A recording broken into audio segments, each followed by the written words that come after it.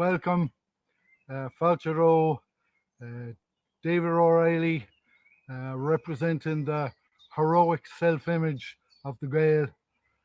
Again, I've been doing a few things recently, but I felt I should come back to this because um, my name's David O'Reilly, but when I'm doing this, I'm representing something which I believe people enjoyed looking at. And in a way, this isn't me. This is the heroic self-image. This is the Gael. This is uh, every man's heroic self-image, and I do it, and I believe people like it. So I want to do more of it. So I've been doing a lot of things recently, but obviously not much now. I ran a political campaign recently, but I really feel that this was when I went down to support the free speech rally down outside Google with Gemma. I really felt that I got a great boost from seeing how many people recognized this imagery. You know, how many people looked at it and wanted to see it because they saw something in it which appealed to them, which meant something to their heart. And I want to go into that with you. And but here I am now anyway, in a quiet woods, outdoors, and I want to do more of this. You know, bring ye with me into the Irish countryside. Here the bluebells are just out. Let's see, can you see any of them behind me? I don't know, maybe. But they're all around me anyway, and it's lovely. Sometimes, some years I wouldn't. This is only a few yards away from my own house, and I live in an estate. And some years I wouldn't even come in and see these bluebells, you know. But this year I'm bringing you right into the heart of it with me, and I want to do some real Gaelic stuff and talk about the Gael, talk about the generations of the Gael, and how to succeed as Gaels and to succeed as the Irish, you know. I'm a father. I'm 55, but I've done one thing which I believe is worth sharing with you, which is I've uh, I've created another generation of Irish people. You know, I've 4 children. I've a wife that I'm married to her for 25 years this year, and we've been together all that time, and we've shared our two souls have joined together and created an eternal bond in our children. We united together, me and my wife, and I'm not going to talk about them by name because they're private people, but that's what we've done. And I believe a lot of people want to do that. Believe a lot of people would love to see themselves uh, with a um, successfully having completed the task of passing something on to the next generation and creating another generation. You know, because if we haven't got another generation of Gaels, where is the last? We're coming close to the last true Gael, and you know that's not where we're going. We want to succeed. Okay, the world may be overpopulated, but we have a falling birth rate, you know, and there's a whole load of issues around the population of this country. But if you go back to the 30s, 40s, and 50s, Irish people were having, an Irish woman was having on average 4.7 children. So that's nearly twice as many as a British Muslim, for example.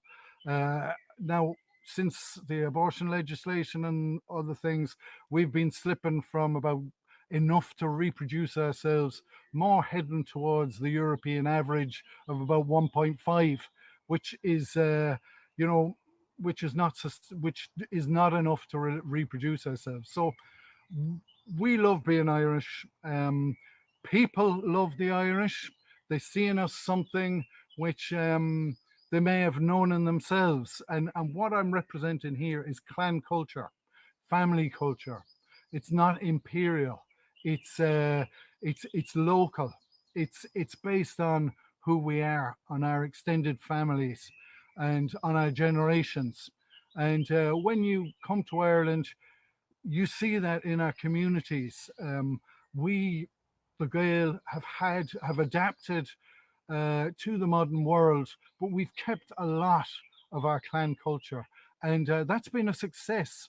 And I want to talk about that. I want to talk about a lot of different things in these live streams. But I suppose what I want to do really now with you is talk to you about how to envision something, how to believe, how to have faith in something you can't see. So, to the younger generation of Irish people, I'm saying, uh, like myself as a young lad, looking at the world and thinking, how am I even going to live to be 30? You know, let alone have a successful life and a family and all those other things. Well, I can say to you that that's the importance of having faith. That's the importance of not seeing something, not seeing how it can happen, but believing it could happen, making a vision and a purpose towards that, and actually seeing it happen. So now I'm at the other end of that journey. I've gone a generation at this. You know, I've reared my family. I've my four grown up with three grown up children and one still in school, and you know, I thank God, and I thank I'm grateful for a lot of decisions I made, because the decisions you make when you're young give you the future. The choices you make when you're young create your future. So that's what I want to talk about, the choices I made, about faith. And I want to pray with you. Yes, I do. Because I'm not going to talk for long on this stream. I'm going to I'll introduce you to some of the stuff here, you know.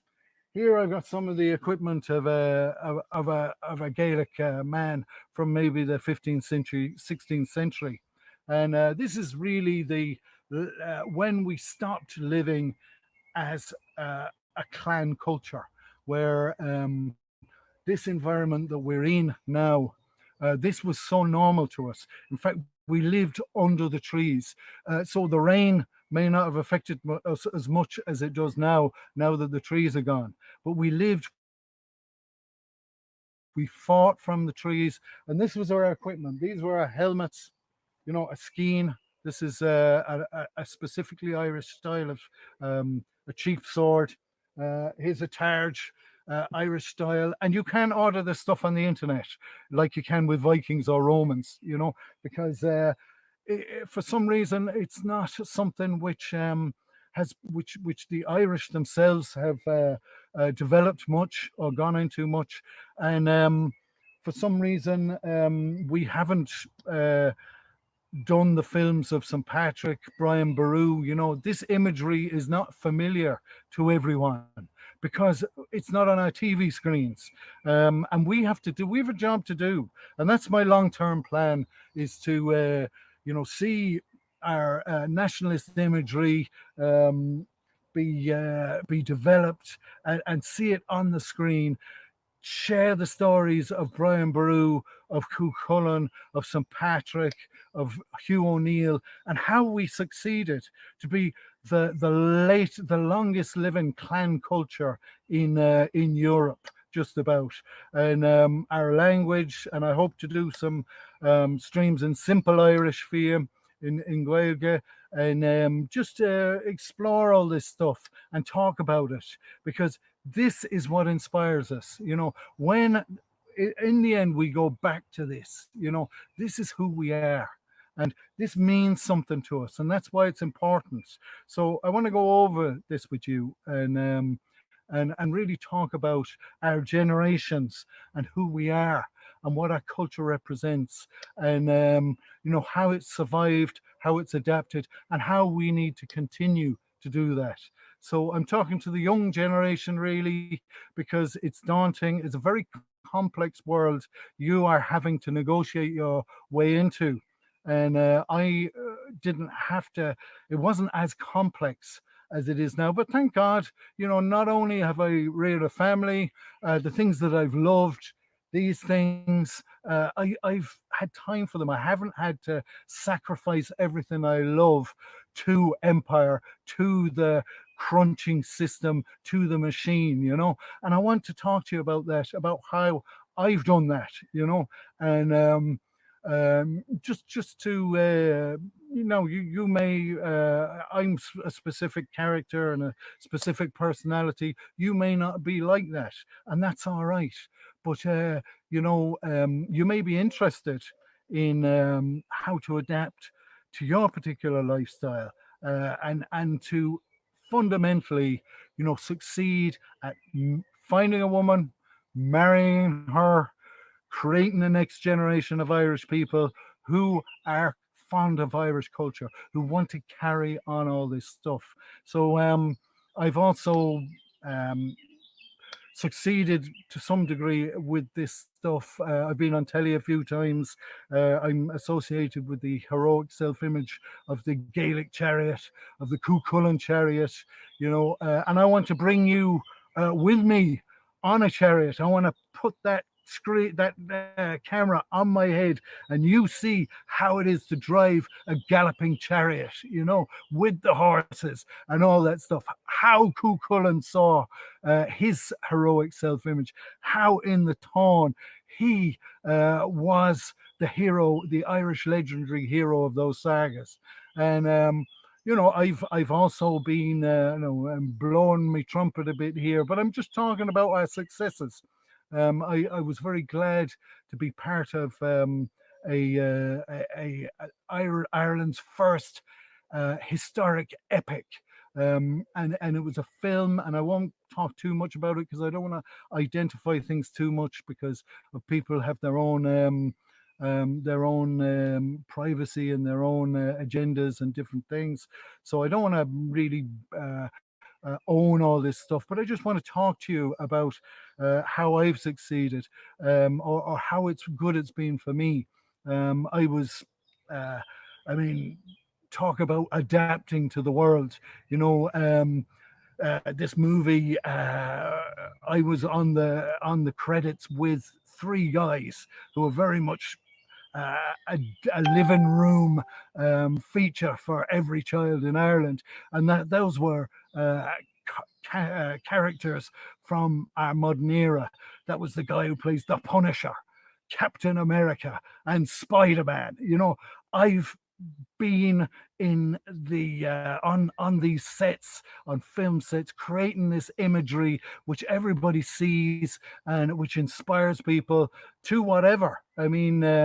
But those guys, those Hollywood guys, were delighted to leave behind them the Hollywood formula and come to Ireland and participate in a very low budget movie about something which was really passionate and really had some raw, beautiful story to it, And of course, I didn't write that, but I was delighted to participate as the evil bowman Greybeard in that, So I'm really talking about our future. I'm talking about our heroic self-image. I'm talking about bringing it on from here. But going back to how it happens, how do we take hold of these things? And I want to bring you out on the Galway hooker, on the Glóteog. A Galway hooker is a boat. It's a traditional Irish boat that I rebuilt. It's the last one of our village, but that's our culture, that's our tradition. I got hold of that rotting hulk on the side of the quay, and I took it and I rebuilt it, and it took me months. And if you're ever watching a movie called I Am Patrick, about St. Patrick, that little Glóteog, that boat that Patrick goes off to France in, that's the boat I rebuilt. That's a local Galway hooker in that film. And I want to bring you out on the water, on the great sea with me. and with the camera strapped to my head so you can see it and you can be with me, whether you're in America, Australia, or England. You can come with me and celebrate the outdoors, the countryside here in Galway, in Ireland, and be part of all that. So here, I'll get back to where I was and I'm going to pray with you for all the success in all of this, because the reason why we haven't succeeded, why we are failing to I suppose, to grow, the growth of numbers, just simple growth. We have a passion, we have a desire, and that desire results in children, in a multiplication of ourselves. And listen, we have a stable population, or hopefully we will have a stable population. We're not overpopulating the planet. We want to actually be how do you say it in modern green terms, sustainable, and so in order to sustain ourselves here and not to flood Ireland with people, but to actually manage the familiarity of it with the people who know it and the people who love it and people who come to us and they can share that with us and love it with us. That's what we're wanting to see. And so believe that in this complicated world, set a vision for yourself, believe that it will happen. I talk to you in these live streams about how to do it. I didn't know how to do it, but I learned how to do it, and I want to share it with you. I want to actually talk to you about women, about marriage, about commitment, about drink, about children, about all these things, about work, about all those things. So, in the hope that it will make you successful and make our people successful and make our next generation successful. So that's what I'm trying to do here. So I'm going to blow this horn one more time. It's always a bit random, and I'm going to pick up the bow run and I'm going to drum and chant. I'm going to chant the Lord's Prayer, because this is the basics. This is how many, many generations of people in this land have lived their lives and found success, have envisioned something, have believed and achieved it. So listen to the prayer, listen to this, and rebuild our culture and rebuild our lives. So here we go. I'll blow the horn one more time because we're getting holy now.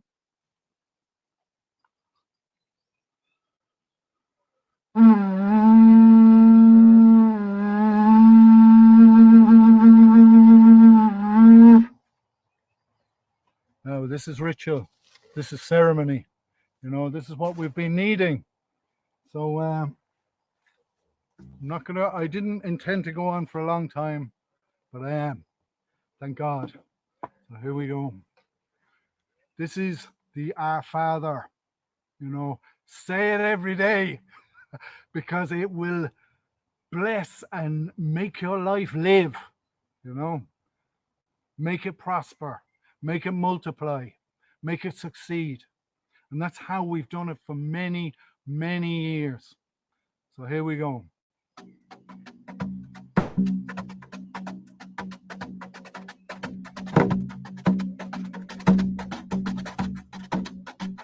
Our Father, who art in heaven, hallowed be your name. Your kingdom come, your will be done upon the earth as it is in heaven. Give us this day our daily bread. Forgive us our trespasses as we forgive those who trespass against us. Lead us not into temptation, deliver us from evil. Nival.